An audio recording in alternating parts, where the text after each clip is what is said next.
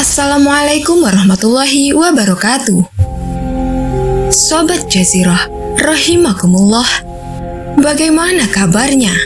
Semoga kalian semua senantiasa dalam lindungan Allah dan senantiasa diberikan rizki yang barokah. Amin ya rabbal alamin. Keyakinan tentang munculnya Dajjal dari segitiga bermuda banyak tersebar di kalangan kaum masyarakat setelah muncul buku yang ditulis Muhammad Isa Daud. Karena kurangnya pemahaman kaum muslimin tentang hadis dan riwayat yang menceritakan peristiwa hari kiamat, keyakinan ini langsung tertanam di sanubari pembacanya. Ya, itulah akidah. Bahasa yang digunakan adalah bahasa keyakinan, meskipun bisa jadi tidak masuk akal. Sebagai orang yang beriman, kita tentu sepakat bahwa masalah akidah muaranya harus kembali kepada Al-Quran dan hadis. Karena seseorang tidak mungkin berbicara masalah yang tidak dia ketahui atau goib, kecuali atas petunjuk wahyu dari Allah. Merupakan sebuah wilayah lautan di Samudra Atlantik seluas 1,5 juta mil persegi atau 4 juta kilometer persegi yang membentuk garis segitiga antara Bermuda, wilayah teritorial Britania Raya sebagai titik di sebelah utara Puerto Rico, teritorial Amerika Serikat sebagai titik di sebelah selatan dan Miami, negara bagian Florida, Amerika Serikat sebagai titik di sebelah barat. Banyak pihak melaporkan berbagai kejadian aneh di daerah ini, sampai dikatakan wilayah itu merupakan kerajaan jin. Sementara keterangan dari Wikipedia dengan tegas menunjukkan bahwa segitiga Bermuda adalah sebuah wilayah lautan. Kita membenarkan kerajaan jin ada di lautan, sebagaimana yang dikisahkan oleh Rasulullah SAW dalam hadis dari Jabir bin Abdillah bahwa Nabi SAW bersabda, "Sesungguhnya singgasananya iblis berada di atas laut. Dia mengutus para pasukannya. Setan yang paling dekat kedudukannya adalah yang paling besar godaannya. Di antara mereka ada yang melapor, 'Saya telah melakukan godaan ini.' Iblis berkomentar, 'Kamu belum melakukan apa-apa.' Datang yang lain melaporkan, 'Saya menggoda seseorang, sehingga ketika saya meninggalkannya, dia telah berpisah talak dengan istrinya.' Kemudian iblis mengajaknya untuk duduk di dekatnya dan berkata, 'Sebaik-baik setan adalah kamu.' Hadis riwayat Muslim. Namun, hadis sahih ini sama sekali tidak memberi isyarat di laut sebelah mana. Nabi SAW hanya menyebutkan bahwa kerajaan iblis berada di laut. Karena itu, menentukan laut tertentu untuk posisi kerajaan ini memerlukan dalil yang lain. Selama belum diketahui dalil lain yang menegaskan hal itu, sikap yang tepat adalah diam. Jadi, benarkah Dajjal muncul dari segitiga Bermuda? Kita sangat meyakini bahwa Dajjal dibantu setan, karena misi mereka sama, mengajak manusia menuju kebinasaan. Akan tetapi, keterkaitan antara setan dan Dajjal ini belum bisa dijadikan alasan untuk mengatakan bahwa Dajjal akan muncul di kerajaan iblis atau bahkan di segitiga Bermuda. Sekali lagi, pernyataan ini butuh dalil karena 100% masalah gaib. Lalu, di manakah Dajjal itu muncul? Mari kita simak beberapa hadis berikut. Dari Fatimah binti Qais bahwa beliau pernah mendengar Nabi SAW bersabda, "Tidaklah dia Dajjal di Laut Syam atau Laut Yaman. Tidak, tetapi Dia dari arah timur, dan beliau berisyarat dengan tangannya ke arah timur. Hadis riwayat Muslim. Dari Abu Bakar As-Siddiq radhiyallahu anhu bahwa Rasulullah Shallallahu Alaihi Wasallam pernah bersabda, Dajjal keluar dari daerah timur, namanya Khurasan. Hadis riwayat Tirmizi. Khurasan adalah suatu wilayah yang luas di sebelah timur Jazirah Arab. Saat ini, yang termasuk wilayah Khurasan adalah Nisapur Iran, Herat Afghanistan, Merv Turkmenistan, dan berbagai negeri di selatan Sungai Jihun, Sungai Amu Darya. Dari Anas bin Malik radhiyallahu anhu, Rasulullah Shallallahu Alaihi Wasallam bersabda, Dajjal akan keluar dari daerah Yahudiyah Asbahan. Dia bersama 70.000 orang Yahudi. Hadis riwayat Ahmad. Asbahan sering juga disebut Asfahan, termasuk wilayah Iran, 340 km di selatan Teheran. Ketika Mukhtasar menyerang Baitul Maqdis dan menjadikan penduduknya sebagai tawanan bersama orang Yahudi, kemudian mereka ditempatkan di Asfahan. Akhirnya, wilayah tersebut dinamakan Kampung Yahudiyah. Ibu kota Asfahan saat ini adalah Yahudiyah. Hanya saja, fenomena kehadiran Dajjal mulai semarak di kalangan umat manusia setelah dia berada di daerah antara Irak dan Syam, kawasan 4 negara, yaitu Suriah, Palestina, Lebanon, dan Yordania. Dari Nawas bin Sam'an radhiyallahu an bahwa Rasulullah Shallallahu Alaihi Wasallam bersabda, Dajjal keluar di daerah antara Syam dan Irak.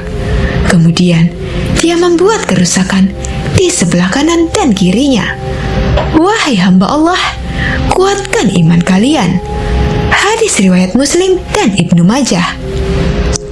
Al-Hafidz Ibnu Katsir mengatakan, pertama mulai munculnya Dajjal di Asbahan, tepatnya di dataran bebatuan yang dinamakan Kampung Yahudiyah.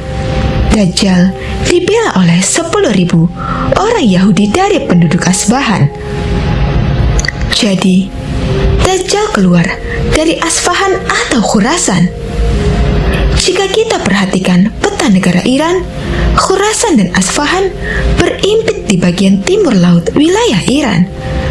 Kita tidak tahu pasti awal kali Dajjal muncul di titik yang mana. Yang jelas, di dua daerah. Pertama kali Dajjal muncul dan mendapatkan banyak pengikut. Kembali ke topik, bahwa yang benar adalah Dajjal keluar bukan dari segitiga Bermuda. Itulah yang kita yakini. Itulah akidah kaum muslimin. Dajjal muncul di Asfahan, bagian dari negeri Iran, yang saat ini menjadi negeri Syiah. Wallahu a'lam bishawab. Kisah selanjutnya. Semua hal yang Allah ciptakan pasti ada permulaannya. Misalnya, Allah menciptakan bumi. Dahulu awalnya, bumi tiada, sekarang menjadi ada. Sama halnya, sebagaimana kita ketahui bahwa manusia berasal dari satu garis keturunan yang sama, yaitu Nabi Adam alaihi salam dan pasangannya Siti Hawa, sampai beranak pinak dan menghasilkan keturunan-keturunan yang begitu sangat banyak dan menyebar ke seluruh penjuru dunia ini dan terbagi dalam banyak suku dan ras manusia. Lantas, bagaimana dengan bangsa jin yang hidup berdampingan dengan kita? Apakah mereka juga berasal dari satu keturunan yang sama seperti manusia atau tidak? Dikutip dari kitab Ahkamul Marjan fi Ahkamil Jan yang disyarahkan oleh Al-Imam Suyuti, menceritakan awal mula penciptaan bangsa jin.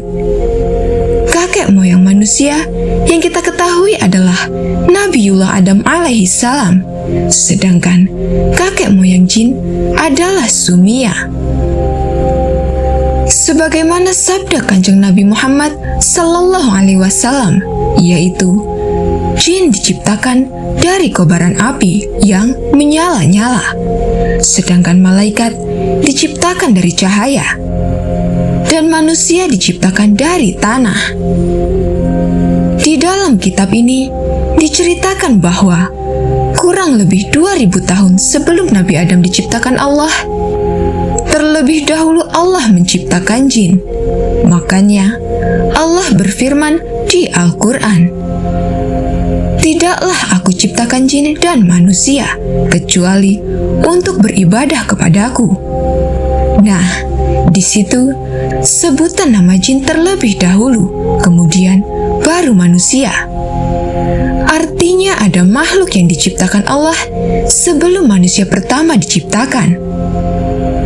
Kemudian dijelaskan juga dalam kitab itu, jin yang pertama diciptakan bernama Sumia, yang tinggal dan hidup di bumi kita ini. Kemudian setelah diciptakan, Sumia ini memohon beberapa permintaan kepada Allah Subhanahu wa Ta'ala. Yang pertama, Sumia ini meminta bisa melihat segala sesuatunya di muka bumi ini, namun tidak dapat dilihat. Artinya di sini adalah jin itu sendiri dapat melihat manusia, namun sebaliknya manusia tidak bisa melihat keberadaan jin. Kemudian permintaan Sumia ini dikabulkan oleh Allah Subhanahu wa Ta'ala. Yang kedua, Sumia ini meminta apabila di antara kami ada yang mati, maka jenazahnya langsung dibawa ke binatang dalam surya, tidak dimakan di bumi, atau di bahasa sekarangnya biasa dikenal bintang surya. Jadi, ada satu cerita ketika baginda Nabi Muhammad sallallahu alaihi wasallam menyuruh Bilal bin Rabah untuk mencarikan sumur dan ambil air dari sumur tersebut. Karena baginda waktu itu mau berwudu setelah jauh berjalan. Dan singkatnya, akhirnya Bilal menemukan sebuah sumur. Lantas, ia mendekati sumur tersebut untuk mengambil air di dekat sumur itu. Ada seseorang yang sedang berdiri, lalu Bilal meminta izin kepada orang tersebut untuk mengambil air. Akan tetapi orang tersebut tidak mengizinkannya. Kemudian terjadilah perkelahian antara keduanya, dan perkelahian itu dimenangkan oleh Bilal bin Rabah, sehingga lawannya tadi mati terbunuh hanya untuk mengambil air untuk Nabi Muhammad sallallahu alaihi wasallam. Kemudian air tadi dibawa ke tempat Nabi, dan Bilal bercerita, "Oh ya Rasulullah, tadi ada yang menghalangi saya di sumur tempat saya mengambil air ini." "Siapa yang menghalangimu?" Bilal pun menjawab, "Ada seseorang ya Rasulullah di sumur itu, sehingga aku terlibat perkelahian dan aku membunuhnya." Lalu Rasulullah Sallallahu Alaihi Wasallam menjawab, "Itu adalah bangsa jin. Coba sekarang kamu kembali ke sumur itu dan lihat, pasti sudah tidak ada jenazahnya di sana."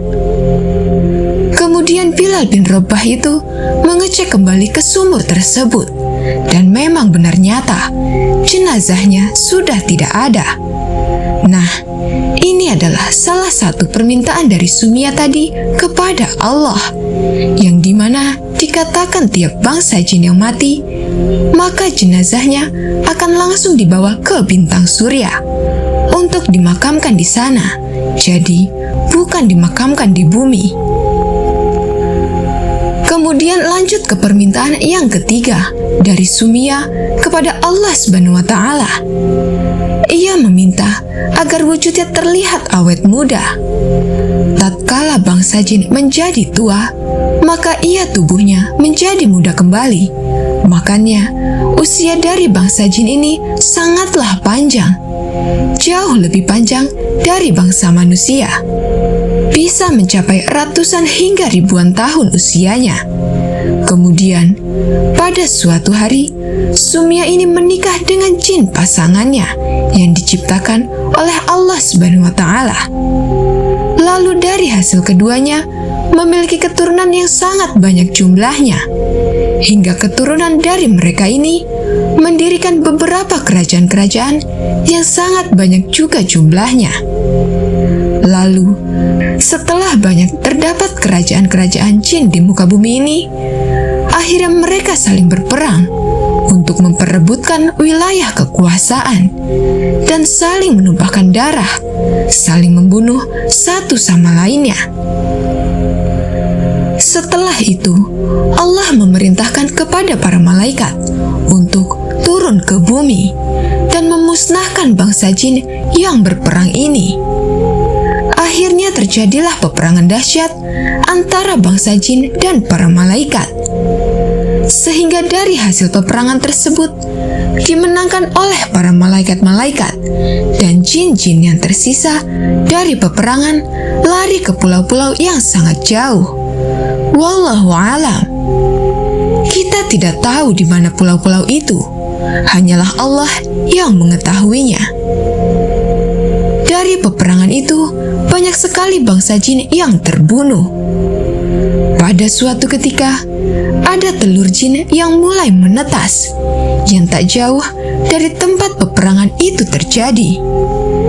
Karena sebagaimana kita ketahui, cara bereproduksi jin adalah bertelur, sama halnya dengan binatang.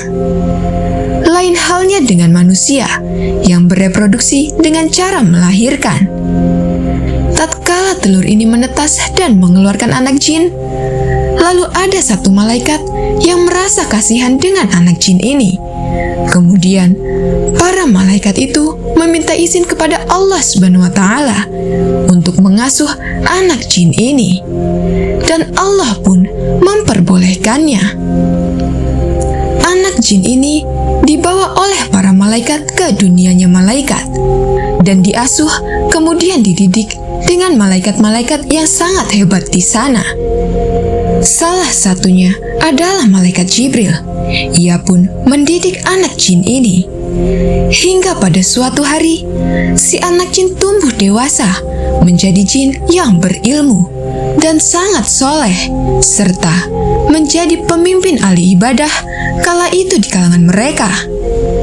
Pada suatu hari, Allah Subhanahu wa Ta'ala menciptakan Nabiullah Adam alaihissalam dari tanah. Kemudian, Allah memerintahkan kepada seluruh malaikat dan jin itu tadi untuk sujud kepada Nabi Adam alaihissalam. Seluruh malaikat pun sujud kepada Nabi Adam. Akan tetapi, jin tadi tidak mau sujud kepada Adam alaihissalam. Kemudian Allah Subhanahu wa Ta'ala bertanya, "Apa yang menghalangi kamu sehingga kamu tidak mau sujud pada Nabi Adam di saat aku perintahkan kepadamu?"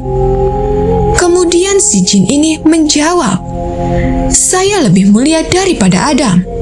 Engkau ciptakan aku dari api, sedangkan dia engkau ciptakan dari tanah." Sehingga pada saat itu juga Allah Subhanahu wa Ta'ala murka dan mencabut semua gelar-gelar kesolehan yang dimiliki jin ini. Karena memiliki sifat yang sombong tadi, kemudian merubah namanya yang tadinya Ajazil menjadi iblis yang kita ketahui sampai sekarang ini. Inilah cerita tentang Sumia atau kakek moyang jin pertama kali diciptakan Allah Subhanahu wa Ta'ala. Semoga cerita kali ini dapat bermanfaat. Wallahu a'lam bishawab. Semoga Allah jauhkan kita dari sifat sombong, karena perbuatan itu sangatlah dibenci olehnya. Dan semoga Allah jadikan kita menjadi orang yang senantiasa taat kepadanya, sampai ajal menjemput kita. Amin ya Rabbal Alamin.